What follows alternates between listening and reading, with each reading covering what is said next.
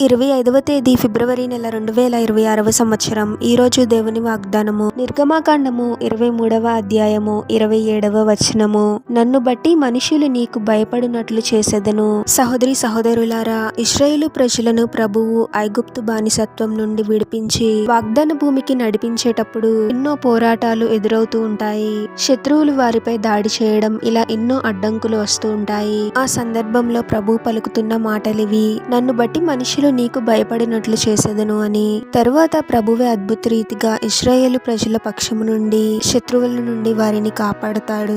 వారి తరఫున ప్రభువే యుద్ధం చేస్తాడు. ప్రభువుని బట్టి శత్రువులు వారికి భయపడే విధంగా ప్రభువు అద్భుత కార్యాన్ని చేస్తాడు. మనకి కూడా ఈ లోకంలో ఎన్నో అవమానాలు, నిందలు ఎదురవుతూ ఉంటాయి. మన ఆర్థిక పరిస్థితులను బట్టి, లేదా మనం మంచిగా జీవిస్తూ ఉన్నా కొంతమంది మనపై నిందలు వేస్తూ ఉంటారు. ఇటువంటి సందర్భాలలో మనము కూడా బలహీనపడుతూ ఉంటాము. నాకు తోడు ఎవరూ లేరు అని బాధపడుతూ ఉంటాము. కానీ ప్రభుని ఆశ్రయించి ప్రభు యొక్క సహాయం కోసము మొరపెట్టినప్పుడు ప్రభువే అద్భుత రీతిగా మనకు సహాయం చేస్తాడు.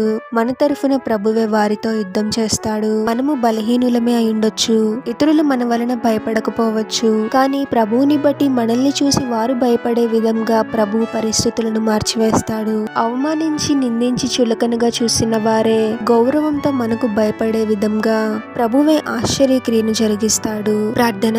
పరిశుద్ధుడు ఒక ప్రభువా, మీ పరిశుద్ధమైన నామమునకు తరతరములు యుగయుగములు మహిమ కలుగును గాక. మరొక నూతన దినంలోనికి మమ్మల్ని క్షేమంగా ప్రవేశింపచేసిన దేవా, మీకే స్తోత్రం తండ్రి.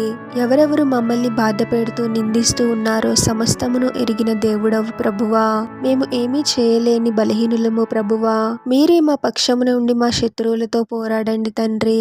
మా తరఫున మీరే యుద్ధం చేసి మాకు విజయాన్ని అనుగ్రహించండి ప్రభువా. నిందించి అవమానించిన వారే గౌరవించే విధంగా మా ద్వారా మీ శక్తిని చూపించి మా జీవితాలలో అద్భుతమైన ఆశ్చర్యమైన క్రియలను జరిగించమని ఈ ప్రార్థనలో ఏకీభవిస్తున్న ప్రతి ఒక్కరిని పేరు పేరున దీవించి ఆశీర్వదించి అభిషేకించమని, వారు చేసే ప్రతి పనిలో మీరే వారికి తోడుగా ఉండి వారిని అన్ని కీడుల నుండి, అపాయముల నుండి మీరే వారిని రక్షించమని ఈ మా మనవులన్నీ యేసుక్రీస్తు వారి పరిశుద్ధ నామంలో అడిగి వేడుకొనుచున్నాము తండ్రి. ఆమేన్.